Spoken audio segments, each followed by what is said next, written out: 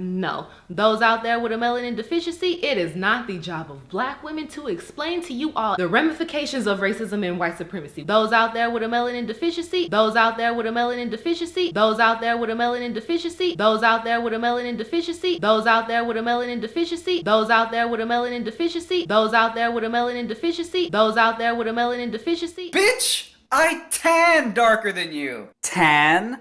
No tan. White? Tan. I'm probably darker than you are, bitch. You're more melanin deficient than I am. I'm blickety black, blacker than black, black. I'm blacker than black, yo, because I'm black and I'm back. So now that we're on the topic of light brown people who identify as black, desperately trying to defend blackness in general, I'd like to do a little bit of a psychological analysis of what would bring a light brown woman like this to be so self-conscious over melanin and skin pigmentation and how dark or light she is. The other day on Twitter, I tweeted out, light browners, that's a term I came up with to describe light brown people who identify as black and attack other people for their melanin levels. Light browners are a deeply conflicted group. Some have reported being bullied by darker skinned people. In fact, someone told me on Twitter, you ever notice it's always the mixed kids that are super racists? Are they compensating? And of course, it reminded me of Jesse Williams, the light-eyed, light-skinned. I don't even think he has a nappy hair, black. I mean, he had a Swedish mom and a black father. But boy, it appears that the white genes took over. They were the dominant ones in this case, because this dude's about almost as white as you can get. But he's like the idol, the champion for racist black people who watch black entertainment television, that racist channel. But yes, on the topic of light browners being deeply conflicted, it's interesting that, think about it. If you're 50% white, that means you have 50% white privilege. Easy target from darker bullies. In fact, people I've interviewed, black people on my channel, Skype interviews, I put the link to the interview below. The dude said he had a sister who was fairly light-skinned. She was black, but she was very light-colored.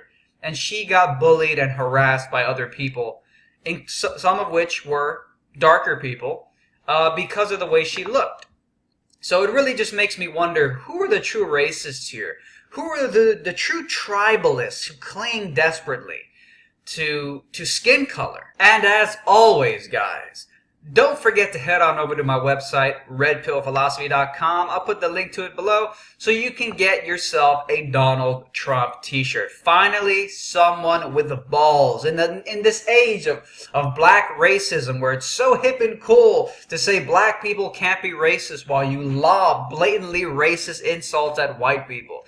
In this day and age, it's so important to have a pair of balls to defend yourself. Donald Trump, finally someone with balls. Get the shirt. I'll put the link to it in the description below. And so, speaking of black privilege and the historical fact that African kings engaged in the slave trade by selling other black people, I want to play a clip for you guys from the book Black Rednecks and White Liberals, because there's a chapter in this book that obliterates this idea that white people are the evil slave masters and they're the only race on the planet who should feel guilty of slavery. I'm going to play a quick preview from that. Incredibly lopsided coverage of slavery in the United States or in the Western Hemisphere as compared to the meager writings on the even larger number of Africans enslaved in the Islamic countries of the Middle East and North Africa, not to mention the vast numbers of Europeans also enslaved in centuries past in the Islamic world and within Europe itself.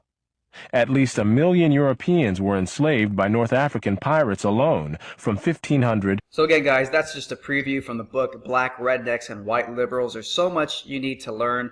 And honestly, in the age of Black Lives Matter, where these maniac black racists are trying to blame you, the white man, for things you didn't do, you have to arm yourself with knowledge. You have to arm yourself in self-defense with ideas. Again, I'll put the link to this book in the description below. And by the way, you could actually get this audiobook.